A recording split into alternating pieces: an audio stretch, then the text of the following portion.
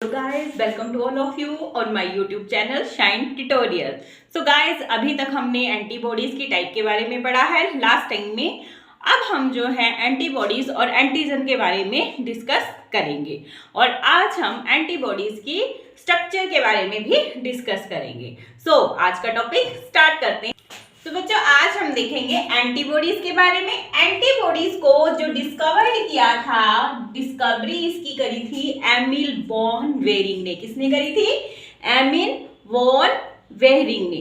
ठीक है, आगे हम देखते हैं कि एंटीबॉडीज जो है वो हमारी बॉडी में प्रोड्यूस कैसे होती हैं। ठीक है, तो देखिए हमारी बॉडी में मान लो कि किसी बॉडी सरफेस पे, ठीक है, हमें क्या हो गया, कट लग गया। ठीक है, हमें चोट लग गई। चोट लगेगी तो अब वायरस और बैक्टीरिया, ठीक है, वायरस या फिर कोई बैक्टीरिया, कोई भी पैथोजन जो है हमारी बॉडी में इस कट के थ्रू ही एंटर करेगा। ठीक है, मान लो कि जैसे बैक्टीरिया एंटर कर गया, अब ये बैक्टीरिया बहुत खुश हो जाएगा कि हाँ भाई मैं इसकी बॉडी में एंटर कर गया हूं। अब वो क्या करेगा, हमारी बॉडी में मल्टीप्लिकेशन, ठीक है, मल्टीप्लिकेशन स्टार्ट कर देगा। ठीक है, वो कोशिश करेगा कि मैं इसको डिजीज कोज करूं। अब ये बैक्टीरिया जो बॉडी में एंटर करके मल्टीप्लिकेशन कर रहा है, डिजीज कोज करने की कोशिश कर रहा है, तो हमारी जो बॉडी होती है, ठीक है, सिंपल में हमारी बॉडी में जैसे ब्लड है, ठीक है, ब्लड प्लेटलेट्स है, और दूसरा हमारे पास, ठीक है, ब्लड है तो ब्लड में क्या होगा, आरबीसी। ठीक है, आरबीसी का काम क्या होता है, ऑक्सीजन को जो था वो सेल हमारी बॉडी में ले जाना ऑक्सीडेशन के लिए। ठीक है, और कार्बन डाइऑक्साइड को हमारी जो बॉडी में जब ऑक्सीडेशन हुई है फूड की, तो जो कार्बन डाइऑक्साइड प्रोड्यूस होगी उसको हमारी बॉडी से बाहर ले जाना। ठीक है, ब्लड प्लेटलेट्स हो गए, ठीक है, तो इनका भी कोई रोल नहीं है पैथोजन को किल करने के लिए। दूसरे आगे हमारे पास डब्ल्यूबीसीज। ठीक है, डब्ल्यूबीसीज का क्या काम होता है अब, तो डब्ल्यूबीसीज में हमारे पास क्या क्या प्रेजेंट होता है। ठीक है, डब्ल्यूबीसीज में हमारे पास प्रेजेंट होते हैं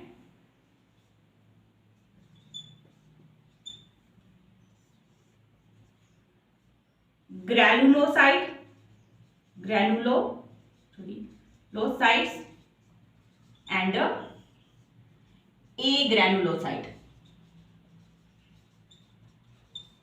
जो हमारे ग्रैनुलोसाइट्स होते हैं, इन सेल्स में ग्रैन्यूल प्रेजेंट होती हैं।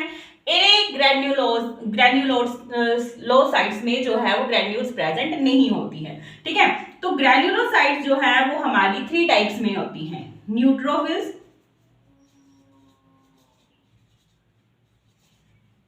Second one is basophils, and third one is your basophils है ना, इओसिनोफिल्स। ठीक है, ए ग्रैनुलोसाइट्स में क्या क्या आते हैं, इसमें आते हैं हमारे पास मोनोसाइट्स एंड लिम्फोसाइट्स। ठीक है बच्चे, तो इसमें जो हमारे पास न्यूट्रोफिल्स होती हैं, ठीक है, और ए ग्रैनुलोसाइट्स में जो हमारे पास मोनोसाइट्स होती हैं, ये दोनों ही फैगोसाइटोसिस करती हैं। यानी कि अगर हमारे बॉडी में कोई पैथोजन बाहर से एंटर कर गया है तो ये क्या कर लेंगी, उसको खा जाएंगी। ठीक है, फैगोसाइटोसिस यानी उसको इनगल्प कर लेंगी। ठीक है, बेसोफिल्स जो होती हैं हिस्टामिन रिलीज करती हैं। ठीक है, इओसिनोफिल्स जो होती हैं वो एलर्जिक कंडीशन में जो है वो एक्टिव हो जाती हैं। लिम्फोसाइट्स में नेक्स्ट जो है ये हमारी 2 तरह की होती हैं, B lymphocytes and T lymphocytes.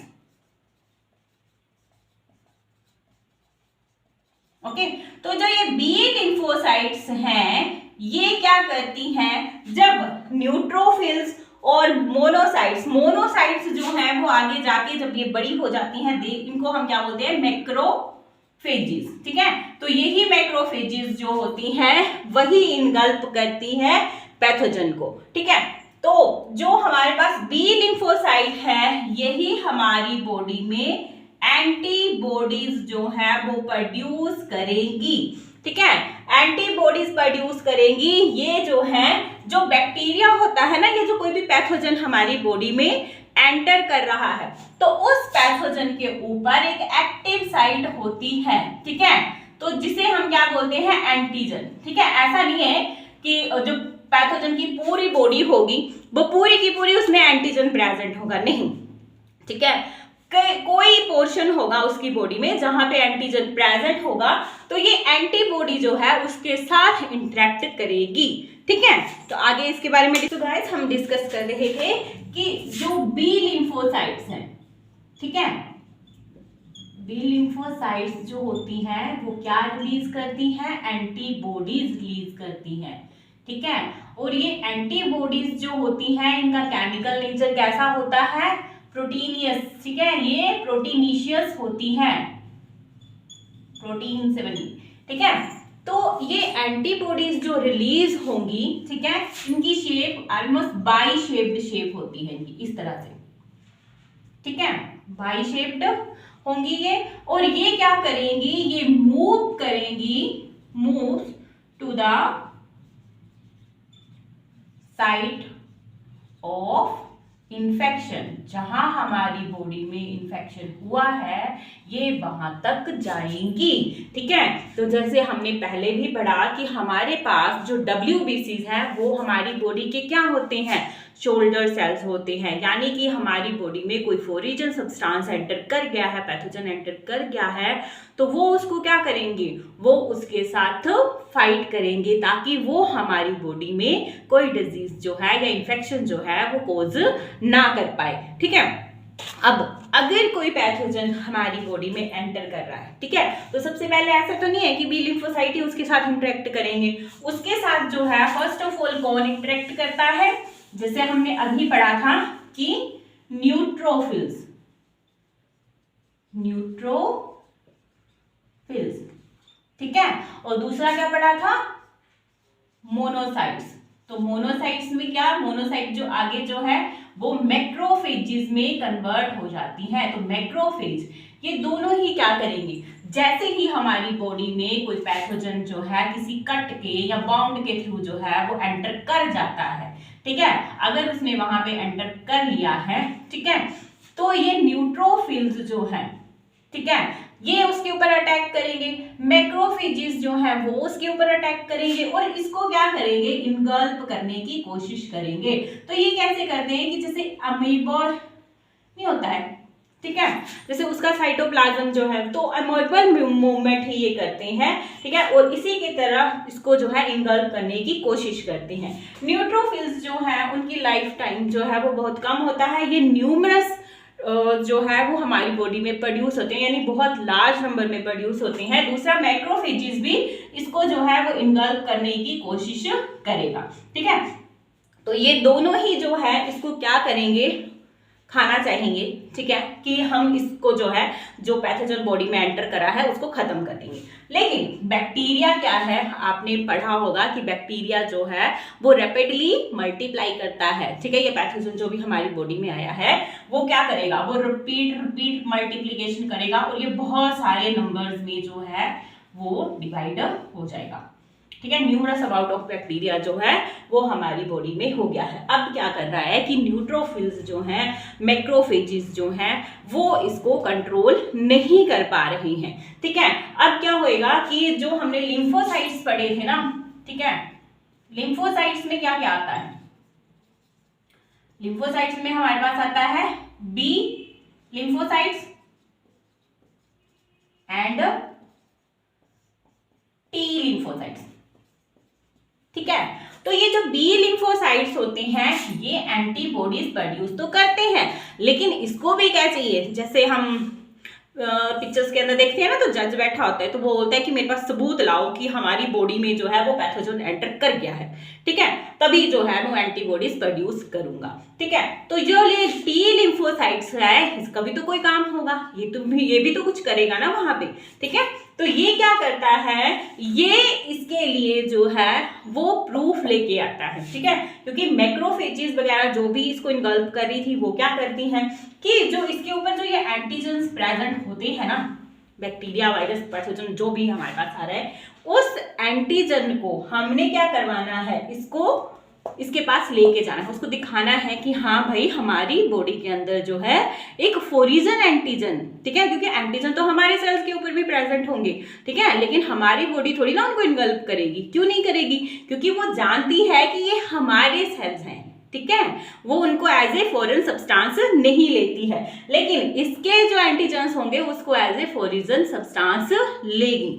तो हमने क्या है, बी लिम्फोसाइट्स को भी ये बताना है कि भाई हमारे पास जो है बाहर से एक फॉरेन सब्सटेंस जो है या फॉरेन एंटीजन जो है वो एंटर कर गया है और आप जो है एंटीबॉडीज अब प्रोड्यूस करो। तो हम क्या डिस्कस कर रहे थे कि हमारी जो बी लिम्फोसाइट्स होती हैं वो एंटीबॉडीज प्रोड्यूस करती हैं, ठीक है। अगर वो एंटीबॉडीज प्रोड्यूस कर रही हैं तो हमारे टी लिम्फोसाइट्स क्या करते हैं, देखिए, जैसे कि हमारे बी लिम्फोसाइट किसी स्पेसिफिक यानी एंटीजन के लिए जो है वो रिलीज होते हैं या उसको रिकॉग्नाइज करते हैं, वैसे ही हमारे टी सेल भी पर्टिकुलर बॉडी के लिए, पर्टिकुलर एंटीजन के लिए स्पेसिफिक होंगे, यानी ये एंटीजन स्पेसिफिक होते हैं और डिफरेंट टाइप्स ऑफ एंटीजन्स के लिए different types of T cells जो है वो प्रेजेंट होते हैं, ठीक है। और जब किसी एंटीजन के साथ इसका इंटरेक्शन होता है तो ये स्टिमुलेट हो जाता है। जब हमारे पास टी लिम्फोसाइट्स या टी सेल्स स्टिमुलेट हो रहे हैं तो वो क्या करेंगे, रैपिडली डिवाइड करेंगे और clone of T cells form करेंगे, जिन्हें हम क्या कहते हैं, लिम्फोब्लास्ट कहते हैं, ठीक है। ये पर्टिकुलर 3 क्लासेस में डिवाइड होते हैं, जिन्हें हम कोलेक्टिवली कहते हैं इफेक्टर सेल्स। क्या कहते हैं? इफेक्टर सेल्स, ठीक है। और ये 3 क्लासेस कौन कौन सी है? नंबर 1 है आपका नेचुरल किलर टी सेल्स, ठीक है, और दूसरा है आपके पास suppressor cells and third one is helper T cells, ठीक है। तो आइए हम एक एक करके इनके बारे में डिस्कस करते हैं। सबसे पहले हम डिस्कस करते हैं नेचुरल किलर टी सेल्स को। इसे हम साइटोटॉक्सिक टी सेल्स के नाम से भी जानते हैं, ठीक है। इसका क्या काम है कि जैसे ही कोई पैथोजन हमारी बॉडी में एंटर करेगा, इन्फेक्शन कॉज करेगा, तो ये मूव कर जाते हैं, migrate to the site of infection, वहां चले जाएंगे और वहां क्या रिलीज करेंगे, लिम्फोकाइनेज। ये लिम्फोकाइनेज जो है वो मैक्रोफेजेस को भी अट्रैक्ट करता है कि वो वहां आए और फैगोसाइटोसिस करे, ठीक है। उसके बाद लिम्फोकाइनेज जो है वो क्या सिक्रीट करते हैं, साइटोलाइसिन और परफोरिन, ठीक है। साइटोलाइसिन एंड परफोरिन क्या करता है, कोई भी माइक्रोब्स, ठीक है, कोई भी माइक्रोब्स जो उस इंफेक्शन की साइट पे प्रेजेंट है उसकी सेल मेम्ब्रेन को, ठीक है, सेल मेम्ब्रेन को जो है वो डैमेज कर देगा, ठीक है, यानी उसकी लाइसेंस कर देगा, कुछ भी कर देगा, यानी सेल मेम्ब्रेन को डिस्ट्रॉय करेगा, ठीक है। उसके बाद क्या है, ये इंटरफेरॉन भी रिलीज करता है, सिक्रीट करता है। ये इंटरफेरॉन्स क्या कर देते हैं, इनएक्टिवेट कर देते हैं, इनएक्टिवेट्स द वायरस, ये वायरस को इनएक्टिवेट कर देते हैं, ठीक है। और ये जो नेचुरल किलर टी सेल्स होते हैं ये कैंसरस सेल को भी जो है वो किल कर सकते हैं, ठीक है। तो ये था हमारा first natural killer T cells, cytotoxin cells, जो क्या कर रहा है, इन्फेक्शन की साइट पे जा रहा है, वहां पे ये लिम्फोकाइनेज जो है वो सिक्रीट कर रहा है। लिम्फोकाइनेज से क्या निकल रहा है, सिक्रीट हो रहा है साइटोलाइसिन, परफोरिन। साइटोलाइसिन और परफोरिन जो है वो सेल मेम्ब्रेन को डैमेज करता है, इंटरफेरॉन इनएक्टिवेट कर देता है वायरस को, और ये क्या है, कैंसर सेल के लिए भी हार्मफुल है, उसको किल कर सकता है, ठीक है। तो नेक्स्ट देखते हैं, सेकंड है हमारे helper T sales, helper T sales जो है वो जो है बहुत अधिक मात्रा में पाए जाते हैं, न्यूमरस होते हैं ये, ठीक है। 75% ऑफ टी सेल्स जो होते हैं वो हमारे हेल्पर टी सेल्स होते हैं। और हेल्पर टी सेल्स जो है सिक्रीट करते हैं help factor which stimulate the B cells, यानी कि जैसे मैंने आपको बताया था ना पहले कि हमारे पास जो बी लिम्फोसाइट्स होती हैं वो क्या प्रूफ मांगती हैं कि वहां पे एंटीजन आया हुआ है, ठीक है। तो ये जाके स्टिमुलेट करते हैं बी लिम्फोसाइट्स को ताकि वो ज्यादा से ज्यादा एंटीबॉडीज जो है वो प्रोड्यूस करें, और ये हेल्पर जो हमारे किलर टी सेल्स थे ना उनकी एक्टिविटी को भी इन्हांस करती है, ठीक है। जैसे कि हमारे किलर सेल्स थे वो जो थे साइटोलाइसिस प्रोड्यूस कर रहे थे, वैसे ही ये भी साइटोकाइनेस प्रोड्यूस करते हैं जिसमें हमारे पास लिम्फोकाइनेस, ठीक है, इंटरल्यूकिन्स, मोनोकाइन्स और इंटरफेरोन्स प्रेजेंट होते हैं जो पैथोजन पे अटैक करते हैं, ठीक है। लास्ट था हमारा सुप्रेसर सेल्स। सुप्रेसर सेल्स क्या करते हैं, सिक्रीट करते हैं सुप्रेसिव फैक्टर्स को, जो कि क्या कर देते हैं, सुप्रेस कर देते हैं होल इम्यून सिस्टम को to protect own body cells, कि अपनी जो हमारे पास बॉडी के सेल्स हैं उसको प्रोटेक्ट करना है उस अटैक से, तो उसे हम क्या कहते हैं, इम्यून टॉलरेंस, ठीक है। और ये जो अटैक हुआ है ये इस टाइम सुप्रेसर सेल्स जो है इनको अपनी मेमोरी में स्टोर करके रख लेता है, ठीक है। और ये जो मेमोरी सेल्स हैं स्प्लीन और लिम्फ में स्टोर्ड हो जाते हैं। अगर दोबारा से ये एंटीजन या वो पैथोजन जो है वो अटैक करता है वहां पे आके, या माइक्रोब्स वो फिर से इन्वेड करेगा उसी बॉडी में, ठीक है, तो क्या वो मेमोरी सेल्स जो हैं एकदम से वहां पे क्या कर देंगे, अटैक कर देंगे उस माइक्रोब्स के अगेंस्ट, ठीक है। और ये जो हमारे पास सुप्रेसर सेल्स इसमें जो मेमोरी सेल्स ये प्रोड्यूस कर रहा है, ठीक है, ये 4 to 5 ईयर उससे ज्यादा भी सर्वाइव कर जाते हैं, ठीक है।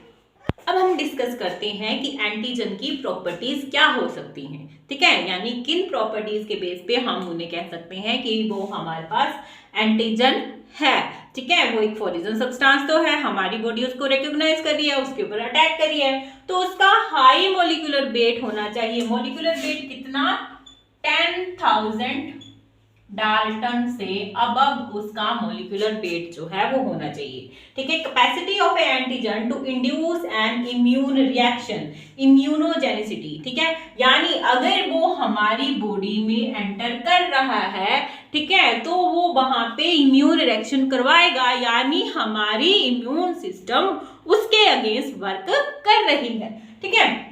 रिएक्टिविटी, वो एंटीबॉडी के साथ रिएक्ट करेगा, ठीक है। It should be unrelated to body, वो हमारी बॉडी का नहीं होना चाहिए, ठीक है। और दूसरी बात, अगर हम एंटीजन की डेफिनेशन देखें तो एंटीजन क्या है, ठीक है, एंटीजन क्या है, एंटी ये आया है एंटीबॉडी से, ठीक है। जन मतलब जनरेटिंग, एंटीबॉडी जनरेटिंग, यानी वो जो कि हमारी बॉडी में एंटर करने के बाद एंटीबॉडीज को जनरेट करवा सके, वही होता है एंटीजन। हम देखते हैं स्ट्रक्चर ऑफ ए एंटीबॉडी, ठीक है, ये क्या है, स्ट्रक्चर ऑफ एंटीबॉडी, ठीक है। एंटीबॉडी में हमारे पास 4 पॉलीपेप्टाइड चेन्स होती हैं, 1, 2, 3 एंड 4। इसमें 2 जो हैं वो हमारे पास हैवी चेन्स होती हैं, ठीक है, 2 हैवी चेन्स, और 2 जो हैं वो हमारे पास कैसी होती हैं, लाइट चेन्स, ठीक है, 2 लाइट चेन्स, ठीक है। तो हम सिंपल फॉर्म में जो है इसको कैसे लिखते हैं, H2L2, ठीक है। और आप देख रहे होंगे कि यहाँ पे जो हमारे पास ये स्ट्रक्चर है, ठीक है, इसमें हमारे पास जो ये SS लिखा है ये हमारे पास सल्फाइड बॉन्ड्स हैं, ठीक है। इन डाइसल्फाइड बॉन्ड्स के थ्रू ये आपस में कनेक्टेड होती हैं, ठीक है। तो कितने बॉन्ड यहाँ पे प्रेजेंट हैं, यहाँ पे भी होंगे, ठीक है। तो टोटल जो है वो 16 डाइसल्फाइड बॉन्ड जो है वो यहाँ पे प्रेजेंट होते हैं। ठीक है, टोटल कितने होते हैं? 16 डाइसल्फाइड बॉन्ड्स। ठीक है, और दूसरा कि ये जो हमारे पास एंटीबॉडी का ये वाला रीजन जो होता है ना, ठीक है, क्योंकि हमारे पास डिफरेंट टाइप ऑफ एंटीबॉडीज है। ठीक है, तो ये रीजन जो है वो चेंज होता रहता है। ठीक है, इसलिए हम इसे क्या कहते हैं? Variable region. ठीक है, क्योंकि ये चेंज हो जाता है, बदलता रहता है स्पेसिफिक एंटीबॉडी के लिए। ठीक है, दूसरा जो होता है वो हमारे पास होता है कांस्टेंट रीजन। कौन सा होता है? कांस्टेंट। ये सेम ही रहता है, ये चेंज नहीं होता। ठीक है, अभी हमने थोड़ी देर पहले एंटीजन के बारे में डिस्कस किया। तो एंटीजन में जो एंटीबॉडी से बाइंडिंग साइट होती है हम उसे क्या कहते हैं? एपिटोप। ठीक है, और ये जो हमारे पास यहां आप साइड देख रहे हैं पर्टिकुलर एंटीजन के लिए है। ठीक है, इसको बोलते हैं antigen binding site. Antigen binding site. Antigen binding site में जो रीजन होता है जहां पे एंटीजन ने बाइंड करना होता है उसे हम क्या कहते हैं? पैराटोप। क्या कहते हैं हम उसे? पैराटोप। तो ये एक बेसिक स्ट्रक्चर है किसकी? एंटीबॉडी की। एंटीबॉडी में हमारे पास 2 हैवी 2 लाइट चेन्स होती हैं, 16 डाइसल्फाइड जो हमारे पास बॉन्ड्स प्रेजेंट होते हैं। ठीक है, और इसमें वेरिएबल रीजन है जो चेंज होता रहता है, कांस्टेंट रीजन है जो एज इट इज रहता है। ठीक है, और इसमें हमारे पास एंटीजन बाइंडिंग साइट है जिसे हम क्या कहते हैं? पैराटोप। और एंटीजन की वो साइट जो पैराटोप से जो है वो अटैच होती है, बाइंड करती है, उसे हम कहते हैं एपिटोप। ओके, तो हम अब जो है हैवी और लाइट चेन के बारे में डिस्कस करने से पहले एक चीज और बताना चाहूंगी कि हमारे पास जो ये वाला रीजन है, ठीक है, लाइट चेन का है, लाइट चेन का ये वाला रीजन भी कांस्टेंट रीजन है, ये हैवी चेन का कांस्टेंट रीजन है। ठीक है, और ये लाइट चेन का जो है वो वेरिएबल रीजन है और ये वाला जो है वो हैवी चेन का वेरिएबल रीजन। हम देखते हैं लाइट और हैवी चेन के बारे में।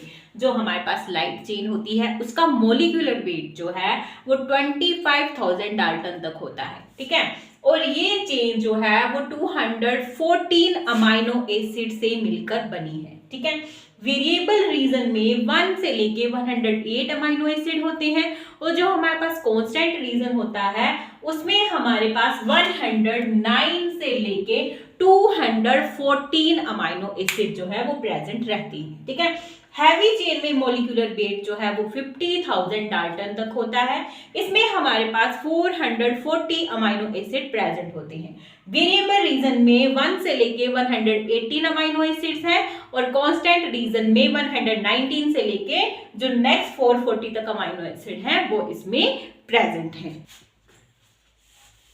तो गाइस हमने एंटीजन और एंटीबॉडीज दोनों के बारे में डिस्कस कर लिया है। अब हम ये डिस्कस करेंगे कि एंटीजन और एंटीबॉडी में आपस में इंटरेक्शन किस तरह से होता है, यानी कि अगर एंटीजन हमारी बॉडी में आता है तो एंटीबॉडीज जब उसमें प्रोड्यूस होती है हमारी बॉडी के अंदर, बी लिम्फोसाइट जब उन्हें प्रोड्यूस करती हैं तो वो उसके साथ किस तरह से रिएक्शन करती हैं। ठीक है, तो अभी हमने जो थी वो एंटीबॉडीज की स्ट्रक्चर देखी, उसमें पर्टिकुलर साइट जो थी वो एंटीजन्स के लिए प्रेजेंट थी जहां वो इंटरेक्ट करते थे। ठीक है, यानी अटैच होते थे। तो एंटीबॉडी के अंदर वो जो साइट है उसे हम क्या कहते हैं?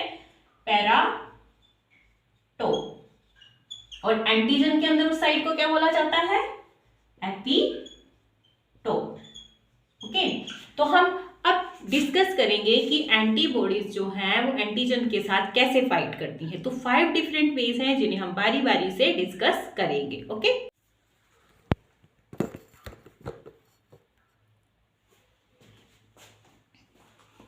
सो नेक्स्ट पार्ट है हमारे पास ओपोन्सिनेशन। ठीक है, ओपोन्सिनेशन में क्या होता है कि हमारे जो माइक्रोब्स है उसके ऊपर जो सरफेस कोट है उसके ऊपर जो है एंटीबॉडीज जो है वो कोट कर देंगी सरफेस ऑफ द माइक्रोब्स और उनको मोर सस्पेक्टेबल बना देंगी, यानी कि आप उसको इजीली डिटेक्ट कर सकते हैं, ठीक है। यानी कि जो हमारे मैक्रोफेजेस हैं, न्यूट्रोफिल्स हैं, ठीक है, वो उसको इजीली जो है वो फेगोसाइटोसिस के थ्रू जो है इनगल्प कर सकते हैं। बैक्टीरियोलाइसिस में क्या होता है कि एंटीबॉडीज जो हैं वो जो बैक्टीरियल सेल वॉल होती है उसको परफोरेटेड कर देते हैं, ठीक है, और इजीली उसको किल कर देते हैं, ठीक है। तो ये थे हमारे पास एंटीजन एंटीबॉडीज इंटरेक्शन किस तरह से उनमें होती हैं, ठीक है। तो कल हम हाइपर सेंसिटिविटी और लिम्फॉइड ऑर्गन्स के बारे में जो है वो डिस्कस करेंगे, ठीक है। Till then goodbye. तो बच्चों पहला जो हमारे पास जो है फाइटिंग रीजन है कि एंटीबॉडी कैसे फाइट कर रही है एंटीजन के साथ, वो है न्यूट्रलाइजेशन। न्यूट्रलाइजेशन क्या होता है, ठीक है, कि उसके इफेक्ट को न्यूट्रलाइज कर देना, खत्म कर देना, ठीक है। जैसे कि अगर हमारे पास वो कोई टॉक्सिन रिलीज कर रही है, ठीक है, तो उस टॉक्सिन को डिटॉक्सिफाइड कर देना। तो न्यूट्रलाइजेशन में क्या आएगा कि न्यूट्रलाइज करना एंटीजन को, टर्म टॉक्सिन को, जैसे वायरल का टॉक्सिन है, ठीक है, यानी कि वायरस ने कोई टॉक्सिन रिलीज करा है उसको न्यूट्रलाइज कर देना, डिटॉक्सिफाइड कर देना। बैक्टीरियल टॉक्सिन है, स्नेक वेमन है, ठीक है। तो इस तरह से क्या होता है कि वो जो है हमारी बॉडी को इफेक्ट नहीं कर पाता, ठीक है। एग्लूटाइनेशन, एग्लूटिनेशन, इसमें क्या होता है कि कुछ एंटीबॉडीज जो है, ठीक है, वो क्या करती हैं, वो एंटीजन के साथ स्टिक कर जाती हैं और क्लम्प्स फॉर्मेशन कर देती हैं और फेगोसाइटोसिस में हेल्प करती हैं ताकि वो इजीली से इंजेस्ट हो सके, ठीक है। प्रेसिपिटेशन में क्या करेगा, यहाँ भी एंटीबॉडीज जो है वो एंटीजन के साथ जुड़ जाएंगी, ठीक है, और क्या करवा देंगी, उसको प्रेसिपिटेट करवा देंगी, जिससे कि फेगोसाइटोसिस के थ्रू उसको इजीली डाइजेस्ट या इंजेस्ट जो है वो किया जा सके।